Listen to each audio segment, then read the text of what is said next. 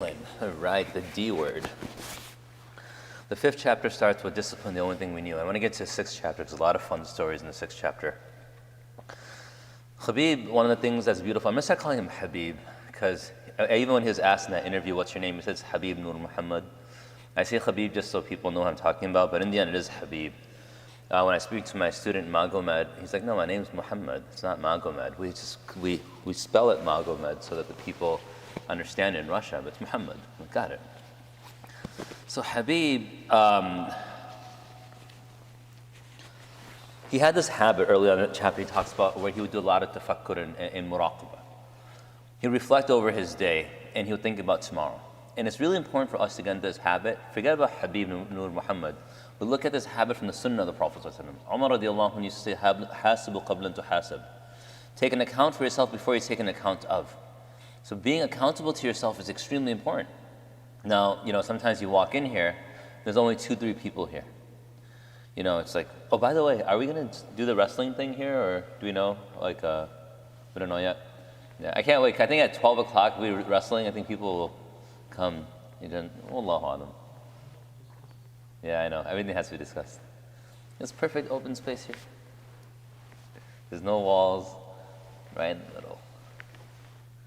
When I was in IE in the summer of 99, summer of 2001 to 2, summer of 99, a lot of guys came out that summer. It was my second summer there.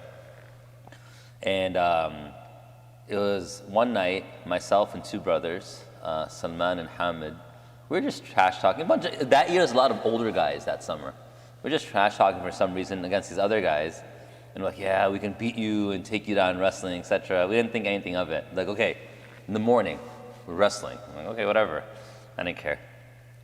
Around 2 a.m., they wake us up. Like, let's go. And go where? Like, wrestling. So go in the masjid. It's me, Hamid, and Salman. And they have 5 guys. It's 3 of us. And we're like, okay, I guess we got ourselves into this situation because we were talking a lot that day for, I don't know what reason we were trash talking for fun, but guys amongst us, we just do it for fun. So we start, and they have referees there. There's some students who just want to watch. So this is sort of a big thing. There's 5 of them, 3 of us, and a couple guys are refereeing. So we start, and very quickly, us 3 took out those 5. I mean, within 2 minutes, we pinned all 5 of them. And we were going crazy, like, yeah, it's great, we're awesome, etc. And I was 19 at that point. No, I was 18 at that point. Hamid was 19, Salman was 17. They were both bigger than I am. And then they're like, yeah, next week. They told me that every Tuesday, next week, we'll do it again. So they were really upset that whole day. So the next morning, 2 a.m., Salman comes, Saad, wake up. I mean, why are you waking me up, man? And he's like, oh, man, they want to wrestle again. And Hamid's not waking up. I'm like, man, we can't just let Hamid. It's already, we're outnumbered 3-5. If he's down, it's 2-5. And I'm like, okay, let's go wake up Hamid. Hamid's like, man, I'm not doing this every night. We have class in the morning. Okay, that's fair. So I'm like, okay, let's just go. I don't know why. I should have just gone back to bed. Walk into the masjid. This is the current girls' school. But then it wasn't a girls' school. Walk in, there's 11 of them. There's 2 of us and a couple of refs. And I'm like, oh, what did we get ourselves into? And so I guess we're here, let's start.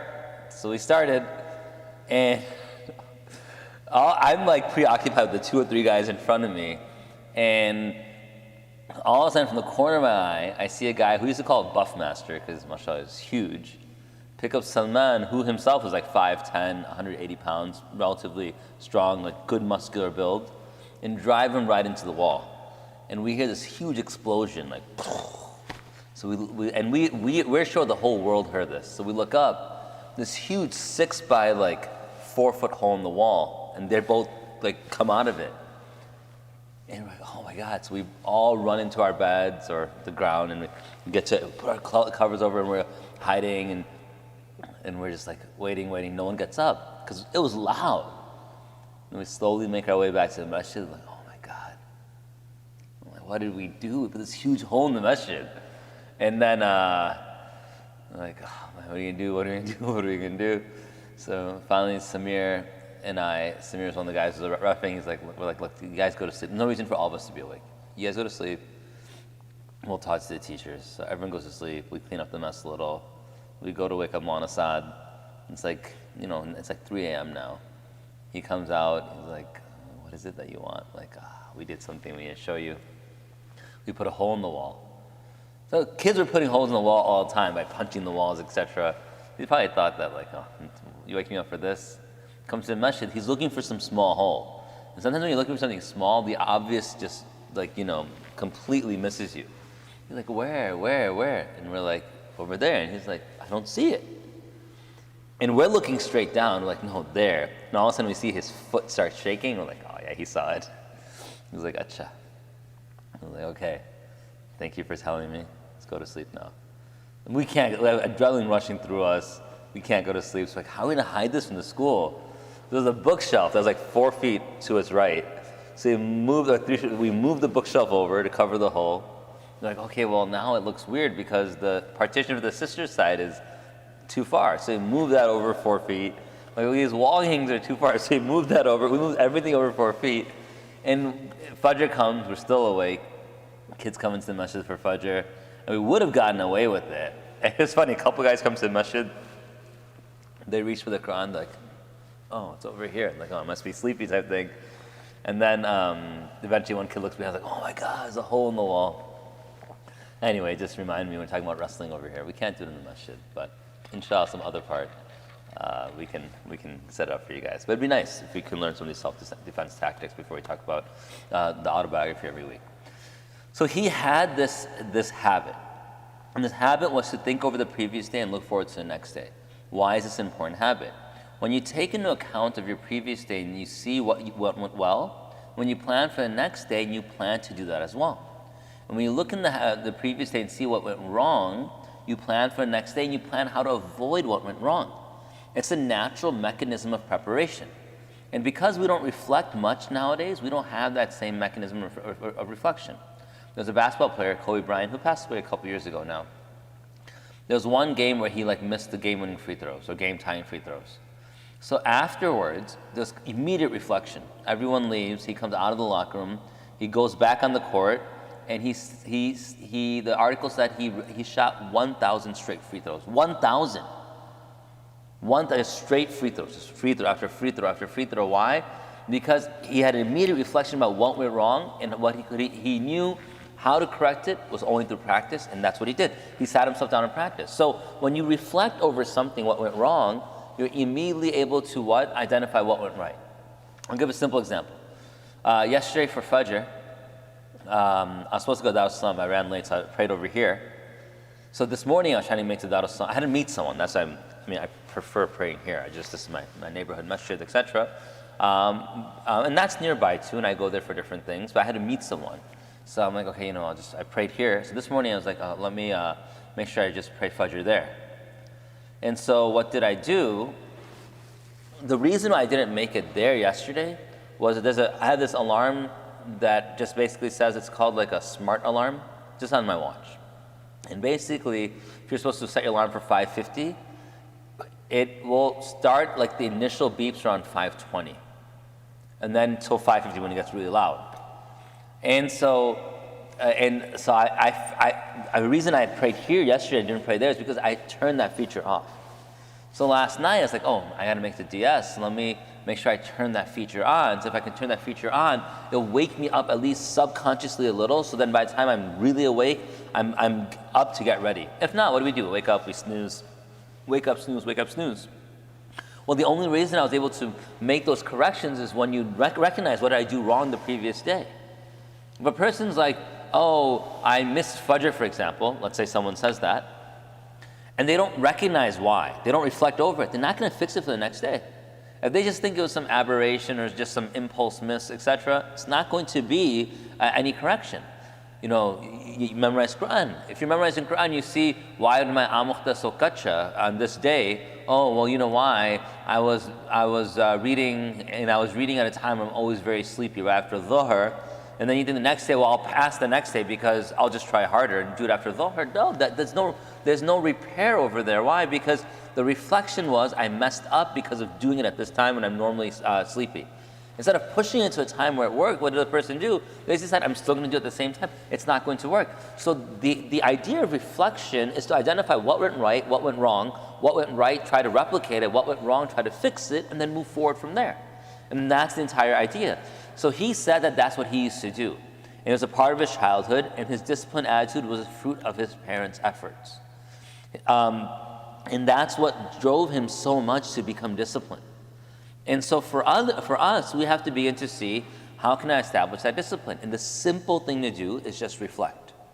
Everything else will come with time. There's a brother who I had to meet, and he wanted to talk about changing his life a little. We just spoke recently. And when we spoke about it recently, what did he say?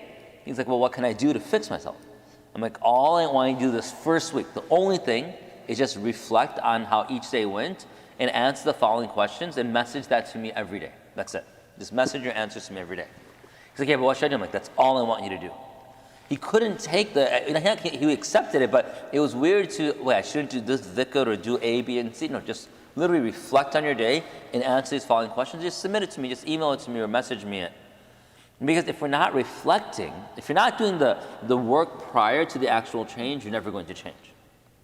If you're not doing the workouts before the games you could put 100% intensity into it. But what was the pre-game ritual never came into fruition, and as a result, the person was not ready to go. And so this is something that Khabib would apply within himself. And so now what began to happen was he began to be able to organize his life much better. And then he was able to sort of judge his parents. Not judge in a bad way, but identify his parents' moods. His father sometimes, if he had, it wasn't common, but bad behavior, he knew his father would get upset with him. He knew his mother would get more upset with him. He knew that his father would not only get upset with him, but also punish him. He knew that he feared his father and he feared disappointing his mother. He was able to identify all those things. So by the time he got an understanding of his life, how it affects his parents, and how that affects him in return, he was able to then just adjust properly so everyone was able to deal with each other better. Simply put, what? Something upsets your parents, don't do it. But why do we sometimes do it? Oh, because I want to do it. I still enjoy it. So for example, I enjoy using my phone. I know it upsets my dad when I use my phone in front of him. Okay, so what's the answer there? The answer there is not continue what you're doing. Now a person might say, well, it's not fair. He shouldn't get upset. He gave me the phone in the first place. True. But that's not going to change the fact that you gave him, like I'll give an example of my son. My son, I did not want to get him a phone. I'm very anti-phones. I don't like this idea of screen time, etc. My wife and I spoke. She spoke to his teacher. We spoke. Finally, decided he may need a phone. He needs it for school, etc. Fine.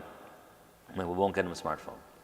My wife is against that. So we spoke. She spoke to her teacher. We spoke. Eventually, fine. Do what you want to do. I'm obviously going to lose this conversation. Get it for him. Now, we did get it for him. Whether or not I liked the decision, whether or not I was happy with the decision, in the end, I supported it by being involved in getting it.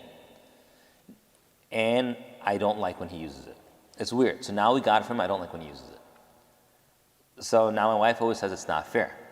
You can't have gotten it for him and dislike the fact that he uses it. Like, you're right. Although in my defense, I don't want to get it. But we got it, right? So I was part of the decision-making process. He got it. So it's not fair that I'm upset with him. But what does everyone know about human emotions? You can't always control them. If something upsets you, you can't just change it. You can try, and we should all make an effort to try to change what upsets us. If something upsets us, we can't just change it. So what happens? Now the human emotion of, like, if I see him use it, it may upset me. So my responsibility is to what? To fix it and to try to not let it upset me. But for him, he has two choices as well. Choice number one, he can use it in front of me, and that'll upset me. And choice number 2 is understand that it upsets Baba. So if we're at dinner, etc., I won't take it out. Or if, we're in the car together and talking, I won't take it out. Why? Because it upsets him. That second choice is going to be much more beneficial because he understood the mood of a human being, the emotion of a human being, and he was able to use his intelligence to avoid the downside of it. So now all of us have relationships. We're married, we're children of people, etc. We know that, people have this adverse reaction, right? Your teachers have this poor reaction sometimes when you do A, B, or C. Okay. At that point, if that's the case, you can still do it. It's a free country. Or you can say, this is not benefiting me by doing this. Let me let that person be at peace, and as a result, be at peace as well. And that's what Khabib was mentioning. And he was able to judge his parents' emotions and not upset them. Now, why is that so important? Because he says, when I returned home, I would definitely know if father had found out about my absence. And there's a whole story behind that. However, 9 out of 10 times, he did not know that I had been away. It was his habit to fall asleep on the couch in front of the TV. He was exhausted after coaching in 2 different gyms, as well as doing his own training. I took advantage of these circumstances and always managed to an extra 3 or 4 hours outside of my friends. Time went by, I was growing up, I had more and more hobbies and more temptations. However, the foundation of parental discipline did not sag and did not crack. Father continued to monitor my development. You may ask, what about the other children, then et cetera, et cetera, et cetera. And he talks about his older brother. So why am I bringing this up? He brings up a very nuanced point. Look, your parents are tired. I'm a parent. You get tired. And sometimes all we want is your well-being. That's actually what we always want. But sometimes we're so physically exhausted that we're at edge, we're on edge, and we'll easily get upset. It's not right. It's not right if I had a bad day at school, at work, and my students had upset me and I come home and I take that out on my kid. It's not right. But it's also a wonderful thing is if you as a child recognize, oh, it seems like Baba had a pretty bad day at work today. That which I know annoys him, let me not do it in front of him. So there is a sense of solemnity and calm and tranquility within the house, and everyone remains happy. And this is the point over here.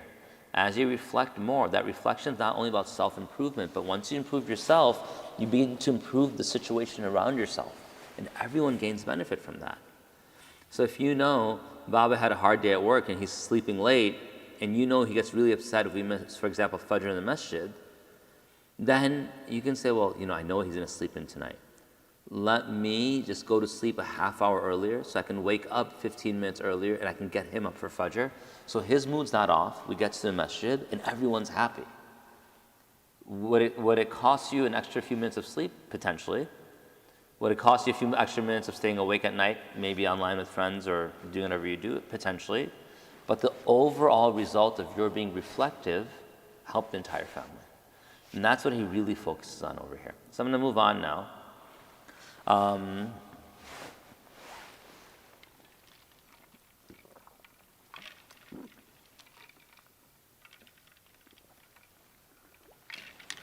It's funny. When people want to become more pious, sometimes they look for, well, I need to pray more. And they'll come and they'll say things like, how can I become better? You say, oh, then you're expecting the person to say, well, come to the masjid more, read more Quran, etc. And more often than not, teachers give this one piece of advice, and the same piece of advice he gives here. Our teachers told it to us, I'm going to tell it to you.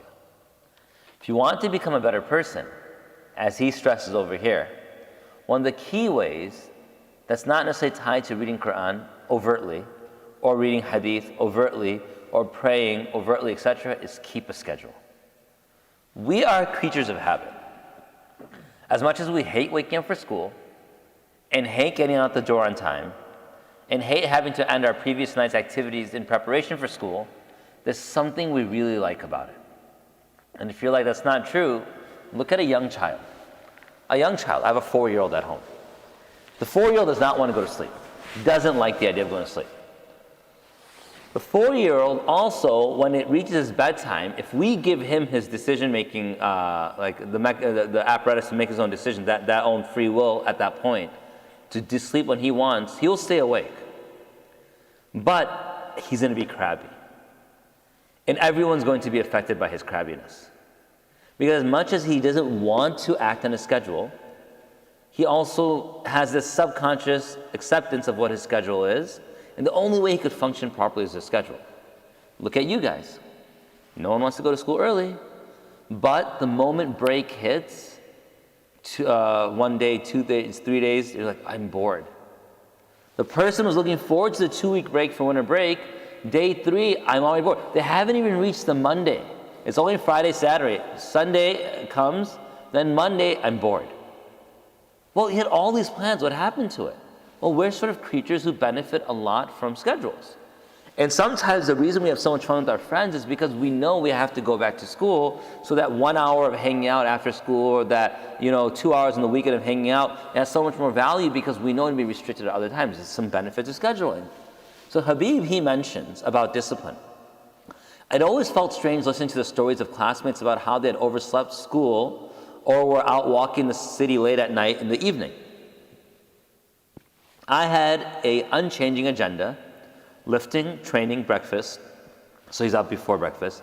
Studying, lessons, lunch, sleeping, training, sleeping. That's it. And what's beautiful about this is he did hang out with friends. It's only a couple paragraphs above. But number one, he was able to, again, we start the chapter about reflecting. He was able to reflect and what? Prioritize. What was most important to him? Training was important. He knew he needed to train. Why? His dad told him he had to train. And number two, he had some personal goals he wanted to reach. School was important. Why? Because his uncle sometimes would give him money whenever he got good grades, and sometimes his father would as well. And he wanted that as well. And, eating was obviously important, sleeping. And he's like, that was his whole, now he says that's it. Obviously, based upon the other paragraphs, there's more to it. But what happens over here is when he's lifting, training, breakfast, studying, lessons, lunch, sleeping, training, sleeping, he has these blocks in his life, that what he's supposed to do. In between, there's a half hour, he might do something else, he might watch TV, he might go out with friends, etc. But he knows he has to get back for those main activities. And when people say, well, I want to become better, the first thing we always say is look at your schedule. Why look at your schedule? Because if the schedule is not solid, then a person can say, well, I want to read Quran today. Well, that's great. Then they get up and they're like, oh, I don't have wudu. Okay, I'll read Quran later when I have wudu. Then they'll go and sit down for prayer. They'll go to pray, and then their parents are like, we have to go after prayer, so and so, such and such place, and they'll go to whatever Target to go shopping, Aldi to go shopping, etc. Then they're like, oh, okay, I'll read Quran when I get home. They get home, they have to use the restroom. They step out like, oh, I don't want to do wudu now. I'll read Quran later. And what was 24 hours before, with sleep became 16 hours, with the basic actions of the day became 6 hours, and then because they didn't have wudu, it became 2 hours, and then now it's time for bed, like, oh, I'll just read it tomorrow. And they delayed the entire act of reading Quran to the next day. Why? Because they didn't have it scheduled in. If they knew that at this time of the day, for example, I'm going to pray Dhuhr in the masjid. After Dhuhr, which ends at around 1:37, I'm going to stand up and pray my sunnah, etc. at 1:45. I'm not going to leave the masjid till 2 o'clock because I still have wudu, I'm still in the house of Allah, and my schedule every Saturday and Sundays, I'm going to sit and read 15 minutes of Quran after Dhuhr, after the sunnah, until 2, and then I'll go home and have lunch, etc. Then you will see, you will rarely miss it because it's been scheduled in. I enjoy certain things in life. I enjoy reading. So I always tell myself that I want to go through my library and read all the books there. And so what I do, I'm going to find time today to read. And what happens, I never find time to read. And there's a time in my life where I told myself, at such and such a clock, every day, no matter what, I'm going to go read. I'm not going to read pages. I'm just going to set 10 minutes of reading time. Once the alarm is done, at that 10 minutes, I'm going to go and do something else. That's when I was the most effective in my reading. Did I read like copious amounts of works? No. I was able to get a few pages done with regularity until I was able to finish whatever books I wanted to finish. The same thing comes with working out. Someone's like, well, I want to work out. Okay, let's work out. Well, you can't just get up and work out. What happens, the person has to schedule it. Why? Because, okay, I'll work out. Like yesterday, someone said, someone had come to this area, like, I want to work out with you. I'm like, yeah, absolutely, let's work out. Like, oh, I'm just a little busy right now, but I'll work out soon. I'm like, got it, no problem. You got my number, catch me later. So around Maghrib time, I see that person, and then the person's like, I'm like, oh, didn't you want to work out? I was like, yeah, I just got a little busy. So why don't we just work out here? Like, we can't work out here. Why don't you come to my place? The gym is in my garage. We'll work out there. Like, yeah, okay, maybe after Maghrib. Okay, cool, no problem, after Maghrib. After Maghrib, around 5 o'clock, I contact that person, like, yeah, I'm gonna head home. We'll do it a different day. In the moment that person didn't put it into their schedule, like, we'll do it at this time. When they saw me, whatever time, or contacted me, whatever time, they said, we'll do so at this time, I should have understood it's not gonna work out. Because that's what always happens. And that's with anything you wanna do. So Habibi really pushes this entire idea of having a schedule. And the moment you have a schedule is the moment it pushes a person to get anything done. That's how successful people are able to get things done. And that's how the Prophet got things done. We know, in madrasa, forget timings. What do we know? Timings mean 1 o'clock, 2 o'clock, 3 o'clock. We know you want to get barakah in your studies. When do you do it? Before Fajr. That's the schedule. Wake up before Fajr, pray 2 rakah, and you study. And then you what? Pray 2 rakah tahajjud. Then study until adhan for Fajr is called. You go to the masjid, you pray Fajr. Then what do you do afterwards? You sit in dhikr or Quran. It's Quran time. Quran, dhikr. Then what do? It's time to eat. You go eat. Change, get ready. And then you do what? You go to class. And then you have class until it's time for lunch. You have lunch, and then it's what? It's scheduled nap time. You have a nap. Now someone's like, oh, I'm not going to take a nap because I'm okay. They'll feel fine for the next hour. But an hour and a half later, they begin to fall asleep in class. But they're like, no, I need to study more, so I skipped my nap. Yes, you skipped your nap, you studied more, but as a result, you missed a good half hour of class because you're so busy trying to preserve something outside of your schedule. Abandoning your schedule hurt you in the long run. So this entire schedule is going to be very important for anyone who's trying to spiritually begin to progress, professionally begin to progress, physically begin to progress, etc. Okay. So next chapter, he is my everything. This is a lot of fun because this actually tackles a few different issues. This tackles the issue of gender fluidity. This tackles the issue of roles of males and females. And this tackles the issues for the guys right in front of me of maru'a and futuwa, manhood. Being a man is something. You need some help? Okay. Oh, I know I'm a good person. Yeah. Is it a meeting? Oh, you have the...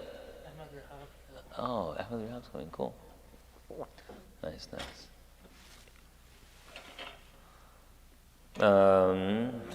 Should we stop a couple minutes early, or you good? Okay. I need you a couple. Last time there's an uncle. Yeah, no, Mom told me. I was like, don't worry about it. I'll be there. We didn't know what to do. We just called it on. We're like, oh, well, I guess that's the end of class then. You guys remember that, right? Yeah. I was like, oh. I was like waiting for him to come now. But I think he knows you're here. He's not going to come.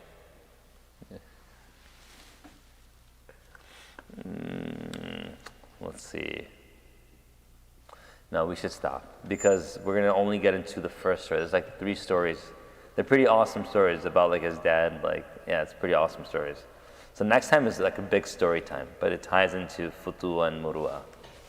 Any questions you guys have, we'll stop a couple minutes early. Because I don't want to get into this chapter and stop halfway through. There's some fun stories. So yeah. Any questions? No. Okay. That's cool.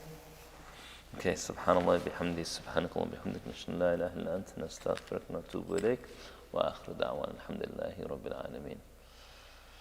Okay guys, I will not see you here for Dhuhr, because I have to pray Dhuhr at the other masjid right now. I have to meet someone. So inshallah, I'll go get my kids and then get to Dar es Salaam inshallah. Okay? Assalamu alaikum wa rahmatullahi wa barakatuh. Wa iyyakum barakallahu fiik.